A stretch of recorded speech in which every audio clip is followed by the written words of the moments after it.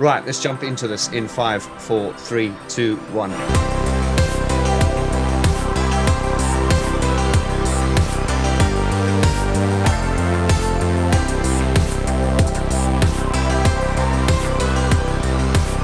Hi guys, and welcome to Piano and Keyboard Artist, where we discuss the artists related to pianos, keyboards, and synthesizers.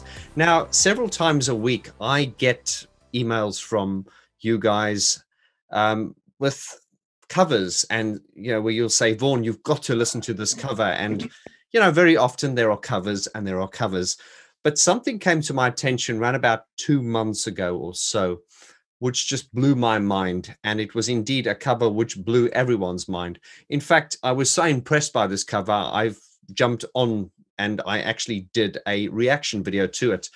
That cover is a song that has kind of gone viral. And I've now got my special guest, Libra, who is the man who was behind this. So, Libra, how are you, my friend? I'm good. First of all, I was really, really flattered when I saw your video, and actually, I was quite impressed in how fast you came up with that video, because it was like, I think it was like 2 days after the video went on. I was like, well, already? And I watched the video, and I was extremely flattered, and I thought you did a great job. I really liked the whole thing, and I thought you were really unbiased, because you mentioned that it's not your personal style, because it was very surgically treated. So I thought it was a really cool video. I enjoyed it a lot, and I shared on my social media, and I shared with all the artists. They all loved it. I think it was really cool. That's why I contacted you on YouTube, and that's why we're doing this. Thank you, brother. No, as I say, I was doing a live stream, and then someone actually said, "Have you heard the Libra cover of It Doesn't Matter Too?" And then someone else said it, and then I got an email, and I think 5 or 6 people must have told me within the space of 24 hours. And then, of course, I said, "Could someone send me the link?" And when I checked the link, and as I say, I can always. I'm an artist as well. So, you look at certain covers, and then every now and then you'll get something where you look at this and you just go, okay, this has got the wow factor. You could just feel the enthusiasm and the love that went into it. And it was also so polished and so professionally done. So I just felt I needed to say something about this. If I could get it a little bit more exposure, I just felt I had to. But I want to talk about, first of all, about you as an artist. Let's start off with you. Tell us about you, man. Who are you? Yeah. Well, you lead the way and I follow. So I'm from Brazil, as many people might know already. But I'm living in LA, precisely in Hollywood, for the past 7 years. I've been a musician since I was able to speak. Maybe I was singing before I was even talking. I like you, I think this, by the small research I made, I'm completely not professionally trained. Everything I learned by myself, and this might surprise some people. And I don't say this with any type of pride. Actually, it's quite the opposite. But I can't tell which note is which, if you can believe that. I can play the piano, I can play the guitar, some instruments, but if you tell me like on the nose, like just give me a B or whatever, it's gonna take me a while to understand which one is which. The melodies, they come to my mind, and I just find a way to find them, and I've been misleading people, fooling people that I am a trained musician for decades. But I started like back in the day when I was 14. The only training I had was like a month of a piano class, because my parents, they saw that I could play. There was this old organ in the house, and I could play stuff just by ear, and they got excited, so they hired a piano teacher, and that lasted like a month or something. When he put like the music sheets in front of me and tried to explain that to me, I said, that's not for me, forget it. I'm just gonna play songs by ear. And at that time, when I was like between 10 and 13, I was super into Depeche Mode, and mostly the synth pop bands like Aha. I was obsessed with Aha. Duran Duran, David Bowie, and the whole lot. And when I was about 14, I was introduced to heavy metal, and there was like a revelation for me. And I went deep on the very, very, very dark, hardcore things like Carcass, Cannibal Corpse, Sepultura, all those things.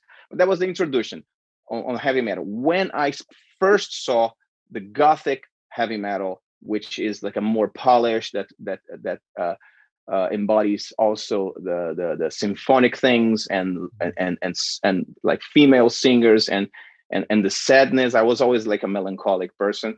And the first band that I saw was Paradise Lost, which is till this day one of my favorite bands in the world.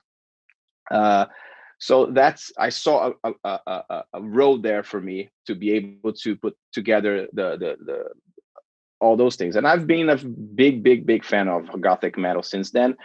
I created my my alter ego Libra, which obviously is not my real name, but is how I go by. And I'm gonna say I was fortunate enough to have Sony Music to back up my album, and they released the album. They made my videos. I toured in Brazil. I played with Nightwish, Sisters of Mercy. I played with those bands. I played with Kiss in Brazil. I was the opening act for Kiss. It was a pretty insane moment because I learned I was going to open for Kiss at the very same day because they needed an open act and they didn't have one. So I woke up that day with a phone call. You're going to open for Kiss today. That's how that went. But anyways, so on the side as a music producer, which I don't use the name Libra for that. I've been working with a soundtrack for music, TV, theater, you name it. And that's actually my biggest love is scoring. And I think I try to put a little of that when I'm making music for Libra. I try to make everything a little dramatic and epic because I think if it's not like that, is not worth it. It has to have drama and it has to make you feel. And I like when people come to me and they say that when they listen to one of my songs or one of my productions, they see things. It takes them to places. It's not just music. It has image imprinted in that. But around 2012, my relation with the record company started to go down the drain. Around that same time, my father, which was my biggest hero, he passed, and I was in this weird relationship. So many things happened at the same time, and I got really heartbroken, and I just lost the will to do anything. And if I continue in the path I was probably gonna kill myself or something. So I decided to do the most unbelievable thing for me, which music was always my biggest love. I decided to abandon everything. I left Brazil. My mother's been living here in LA for 20 years. So I had a safe port to arrive here before I was able to walk with my own, walking my own shoe. And what happened after a 6-year hiatus where I didn't touch an instrument, if you can believe, I was called by a friend to sing a song at the Sunset Sound Studio. It's a legendary studio where Stairway to Heaven was mixed. Purple Rain was recorded. The Doors recorded all there. It's like 2-3 blocks from my house. And he said, "Hey man, I need someone to sing a song here." And it was this crazy thing that he put together with the drummer from Toto, the bass player for Stevie Wonder, the keyboard player for Lady Gaga. It was this great, crazy thing. And I haven't stepped in a studio in like 6-7 years. And I was like, I can't say no to that. So I went there. I spent that whole day in that place that it was like home for me. I feel more comfortable than anywhere else. So that thing, I left that place like, oh, and I those 6 years I was able to collect myself. I put everything aside to be able to collect myself and reinvent myself and start liking life again. So slowly I started to build the studio, and that the studio is ready. You probably saw pictures. If you didn't, I'll send you the link. Yeah. I'm gonna actually put that. I'm gonna have that flash up on the screen. You've got an amazing looking studio there, and I've got a lot of I've got a lot of geeks in my community. So yeah, they'll love that. So just to finish this very long answer, so I built my studio, and It Doesn't Matter Too was literally the first thing that I created after probably 7 years without doing anything. So that's my that in a way that's my comeback. I was really anxious and a little scared, like doubting myself and asking, can I still do it? Because but it's like riding a bike. And I actually can say with a little bit of confidence that this time that I was just a listener, I came back, and I think I feel more mature, and maybe my ears got more mature, and I think I'm better than I was before. Well, you know what, brother? There's a saying, because obviously when we just connected on email, you told me that you'd stopped music for 10 years, and you've already told me the story now. And I'm one of the first things I thought was, how does someone this talented just stop doing music? So I just want to say to you, brother, if this is your comeback, there's a great saying that goes, the comeback is always greater than the setback. You know what I mean? Yeah, and that's sure. true. This is your story, man, and this is your moment. So I think what a great way to come back and sort of like announce yourself and say, I'm back here. And, you've done what I liked about that. We'll come onto the cover now, which is, It Doesn't Matter Too. I think you're in a difficult position with that because, Depeche Mode have got such a hardcore following. But I know the Depeche Mode fans, because I'm kind of in the center. Myself included. Yeah, of course. And the point I'm trying, yeah, of course. But the point I'm trying to make is I know Depeche Mode fans can be so protective over the band, but they're very kind people as well. So the first thing when you do a cover, people are like, this better be good. And fortunately, you did deliver. So, I mean, to you guys watching here, the link to this video will come up in the description below, and you can also I will also post a link to the original video and my reaction video, and you can just see the comments. It was very, very well received. So, tell me, Libra. So this was your comeback. You decided, I'm going to make a comeback. I'm going to release a Depeche Mode song. First of all, why did you choose that song? Well, it's one of my favorite Depeche Mode songs of all time, and I'm gonna maybe I'm gonna make some of the Depeche Mode hardcore fans that I am included in those a little bit disappointed for me, even to saying that. My favorite version of It Doesn't Matter Too is actually the live version that they put out when they had that live in Paris. Yeah, I love the original version, but I rediscovered that song when I watched that DVD. I think it's called Live in Paris or something like this. Yeah. When Martin and I hope Jesus, they're gonna kill me. And don't worry. But probably the keyboard player, Peter Gordino. Peter, that's it. When Martin and Peter they played that song with that background, that was just a revelation for me. I went back to listen to the original song. Oh, of course, it's that song. But I didn't give much attention to that song at the time, because especially in that album Black Celebration, which is an amazing album, I had songs there that I liked more. But when I heard that version, that became one of my favorite Depeche Mode songs of all time.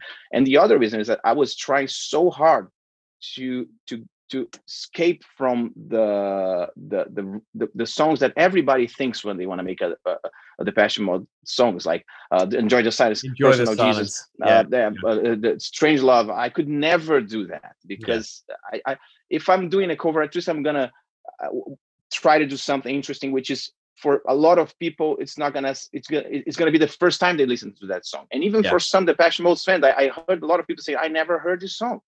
And I wanted that reaction as well. Now, you certainly did. And when I coach people as well, I always say, there is no point in, I mean, brother, I can't tell you how many times people send me covers of Personal Jesus, Enjoy the Silence. And I'm always like, oh. So it is nice to, this is what really got my attention, is that a cover was done of a song which is not one of the hits. It's one of the sort of obscure tracks. And the way you got, the way it was presented and everything. In fact, when it started, I was just like, which song is this? And that's what I liked about it. It's only when the vocals come in and stuff that you kind of, okay, now I know which song it is. But in the beginning, you're like, wow. And it's very epic, man. You know, you've ticked every box in it. So tell me, how did you, because I mean, you've got some great artists involved there. How did you get them interested? So when the whole idea of making a song, it started when I had the studio ready and I was already nibble around trying to make small things and small songs just to get the to shake the rust out of my joints of not being able to to edit and then when I thought to myself, I think I'm ready to produce something. What am I gonna do? I still wasn't in that place inside of me to write something, because I knew if I wrote something at that moment, it would be something that I would just throw it away. Because I tend to do this a lot. I write songs and it's not worth. It's so hard to go on my funnel to come up with something that I'm going to say, okay, this is worth to put out. So I said, I don't want to work and just throw it away. I want to do something that I can showcase my studio and be able to walk from there. So I'm going to choose a song from somewhere else, because I wasn't feeling confident enough to write a song at that time. So I chose the song. And as I did in my album, I'm not sure if you're aware of that, but I recorded all the instruments in my album, the drums, the guitar, the bass. The only thing I didn't record in my album was a string octet that we got to the album. And I had a little narration done by Aaron Stanthorpe from My Dying Bride. So I started to do like I do my Libra things, which is this megalomaniac playground for me, where it's more like, I don't care if people are not gonna like that. I enjoy doing that. I enjoy coming up with a drum beat with the keyboard parts. But when it was ready, I had a decent kind of a demo, ready to start mixing. I contacted a good friend of mine called Caleb, which is in the song too, playing guitar. And for the past, before the song, a year before the song, he was producing an album and he was sending me his mixes so I could be his virgin ear, which I think is very important, because sometimes you get so entangled in what you're doing that you miss the big picture. Exactly. So he started to do this. He trusted in my ears, and he started to send me the mixes, and I would go like, hey, maybe the hi-hat is a little too, maybe the reverb. So I started to help him with this. So when I had this ready, I sent to him. He said, man, this is amazing. I didn't even know you could do that, because you never showed me anything that you did. I said, if I may, I'm sending back to you with something that I recorded on the top. He recorded a solo, a lead, where I didn't put anything, and I didn't ask him to do anything. And when I heard, I got so like the song can't live without that anymore. And I liked it so much that I said, I'm can I curse? No. Better. Yeah, of course you can. Say what you like, brother. This is no children watching now. All right. I said, I'm fucked, because now I have someone in the song. It's not a Libra song anymore. I have someone just broke into the whole thing. And then I thought, well, if I have one person, maybe I should invite some other. Let's make this a collaboration. So I decided, I always like to go from the top, so I thought, I'm going to try to invite some of my heroes, some of the people who built me as an artist. And I wrote this email with this premix of the song, and I explained who I was and what I was doing. And I sent to like 10, 15 artists.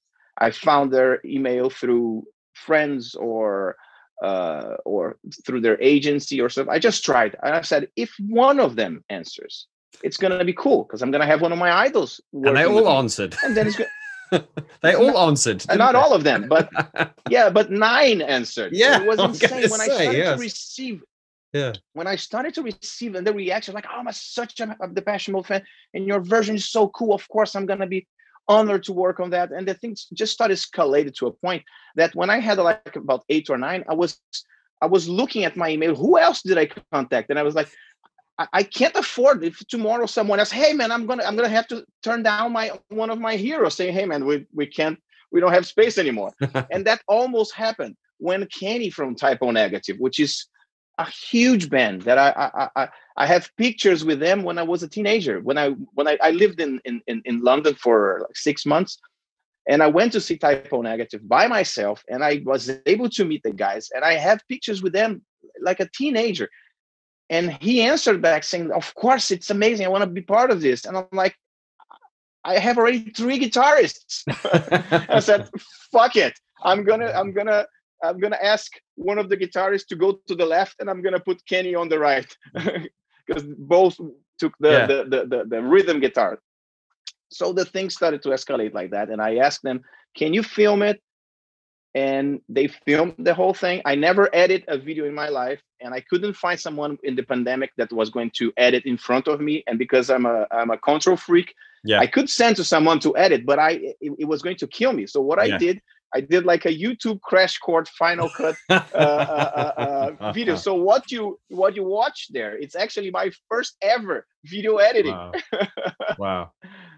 So I'll tell you what, brother, this is such an inspirational story. And this is why that video really resonated with me. And that is why I did feel that I just needed to talk about it. And then, of course, you reached out to me and you said, well, thank you for your kind words. And you know, that we decided to have this chat. But, you know, something, this to me is the kind of thing, this to me is what it's all about, you know, because I coach students and stuff and everything. And this to me is a real sort of passion story. And this is the kind of, you know, in a very cynical world that we live in at the moment, I love this story. It's, you know, it's the independent artist. And dude, your passion, just, I can just feel it coming through the webcam. Yeah, I really can. You're just so enthusiastic, and you know, just that story where you're completely passionate and you reach out to your idols, and you know what, man, they could feel that, and that's why they came back. So this is why one of the things were, when all these people popped up, I recognized, I was like, I know them, and I thought, who is this Libra guy? How's he doing that? But so the story is very, very touching, mate. It really is. And none of them, they didn't charge anything. Actually, the whole the song is completely ready and mastered and edited since early November of last year, and I could only release on March of this year because of the whole crazy, chaotic legal problem that it was, because every artist had their own label, their own manager, their own whatever. So it came to a point where like some managers went in contact with me, and I was in the middle of the whole thing, producing the whole thing. I didn't have any assistant to help me with that. So on the top of everything, I had to deal with that. And because it was a cover, we didn't know how we are going to do that. So if we're going to try to get the mechanical, it was insane, man. So I was able to partner with the label that represents Apocalyptica, which is this. If you haven't heard of them, you should, and you're gonna flip with them, because they are 3 cello guys and a drummer, and they use distortion in the cellos, and it's absolutely amazing. And the cello player in the song, Aika, he's from Apocalyptica. So their label embraced the project, and they decided to help us with the release, going after the license and everything. So at that moment, we decided to make this, because it didn't start as a philanthropical thing like it ended. But we came to a point where we said, wait, why don't we make this? And just to put the cherry at the top of this thing, why don't we make this to help? Actually, it was Aaron's idea, Aaron from Paradise Lost, to make this a nonprofit. And if this ever gets any money, we're gonna donate. And I chose the International Association for Suicide Prevention, because as I said, in that very dark moment of my life, I had my thoughts going in that direction. So I decided to help that. And even if it doesn't make any money, only the fact that we are raising the awareness for that, just only the fact that we are mentioning that any profits are going there, helps to people to look at that association, which is something that, especially today with the pandemic, is something that is needs to be taken care of or addressed or helped, because the rates of suicide, as I was aware, they're going pretty crazy. I think, I get the feeling you're quite a spiritual person. I just feel that from you. And I think you believe in synchronicity. And I think when that song came out, I just think that this did come out at the right time. You know, the message was, and as you say now, there's I know a lot of people, and you know, male suicide is something that I'm very aware of, and I've spoken about on my channel as well. Is suicide's a terrible thing, but the reason I'm particularly focused on the male suicide thing is because I know there's a lot of men from the age of 35 and over. You know, because men sometimes feel we can't express ourselves, and so yeah, it's great work you're doing, man. It really is great work you're doing. Thank you. So listen, let's have a bit of gig talk about that production now. So tell us about your studio, 1318 studio. 1318 studio. Okay, so guys, links to everything in the description below if you want to get in touch with this talented guy and see what he, you know, if you want to collaborate or whatever. We'll probably talk about your services afterwards. But tell us, let's talk about this production. So did you mix everything yourself? Yes. So you did everything. Did you master it? Yeah. No, I actually did a first mastering, and just because I wanted to make this a whole full over the top thing, I sent to my mastering idol, which is Ted Jensen, and he actually mastered my album back in 2010. And so the only thing I didn't do was mastering. And everybody sent me the line signal, like even the guitars, they came completely clean, and I reamped everything using my XFX too. The bass I reamped here. So I asked for everybody to send me as flat and clear as possible, especially with the microphones for the singers, because everybody was sending with different microphones, singing in different places, and I wanted to make it sound like it had some cohesive. And so, and that was one of the biggest challenges of the whole process, because it was insane.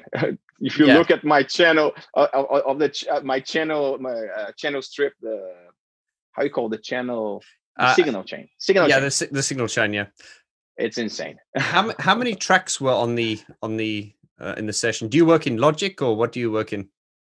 I use Logic. It's a shame that I should have planned this better. I didn't even think about it. No. I tell you what, brother. You don't understand, man. It's like when people come into my channel, they come back on again. So why don't we? Because this is just I want to keep this focused just on that. But why don't we do another video where you come onto my onto my Geek Talk series? Yeah. And then I can just share. I can do a screen share. Exactly. You can do a screen share, and we can do that because if you see my channel, we do piano keyboard artist, which is the piano keyboards, and then we do the Geek Talk. So we'll talk about that afterwards. And cool.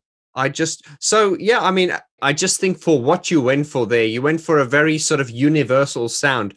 It's a very international sound. And how much recognition has the track got? Because I haven't looked at the YouTube views. Where else did you put it out besides YouTube? Look, we still haven't done any promotion. We still haven't spent $1 in promotion. So that was my intention at first. I wanted to see how far this would go within 6 months by itself without any sort of promotion. We didn't do any Instagram, Facebook, just like word of mouth. And I think at this moment we are about to hit 100,000 views on YouTube, and I think we crossed like 210,000 plays on Spotify, and then the others I don't know, like Apple Music and Deezer and stuff like that. Yeah, no, that's good. I mean, it's great because it's been very organic. You haven't really pushed it. You've just kind of put it out there. That's what you want, because you just want it to kind of do its thing. And as I say, the way it's mixed and the way it's produced and everything, it has mass appeal. I have my taste, but my taste is quite dark, and that is why even my one of my heroes is Gary Newman, and his records don't get hundreds of thousands of views. They get tens of thousands of views because it's a very niche market. But for what you've done there, I think it's brilliant. And you've got the elements of sort of like prog rock and all those things, but it's your style, man. And I just Are there any plans to do any more, or are you going to work on some more material, original material now, or what? Yeah, of course, people are starting to ask me that and demanding that, so in a way, and because I don't make money with this, I always answer people, I would love to, but I have to put bread on my table too. So and when I go for something, I go full throttle. I put my heart and my soul in that. So to do that again, right now, it's gonna take all my time. Like that one that I stopped to do It Doesn't Matter too for like a month. That's all I did. But I'm thinking about even the artists involved. They're like, hey, let's do another. So what about? And I had this idea of maybe using some of the artists that were there and maybe inviting some others. But I still haven't decided what's going to be. If I'm going to keep doing tributes to classic synth pop. I was thinking maybe doing a Duran Duran song or something like this. I still haven't decided because I'm doing a lot of work for other people now. But I think at some point it will happen because it was very, very enjoyable, and the reactions are the thing that, like, I was baffled when I started to read the comments, because it looked like it meant a lot for a lot of people. In times like this, it's good to feel that you touched people. So I'm really happy with the reactions and everything. It was really. No, it's just really, really epic. It's like really epic. And you say that your passion is like kind of film music and stuff. And I see that because, as I said, it that to me could be used as a soundtrack for like a Netflix film or something. Like, you've really got it's got the filmic element to it, big time. I hope so. No, it does. It really does. And so how many instruments do you play? You play piano, guitar, drums?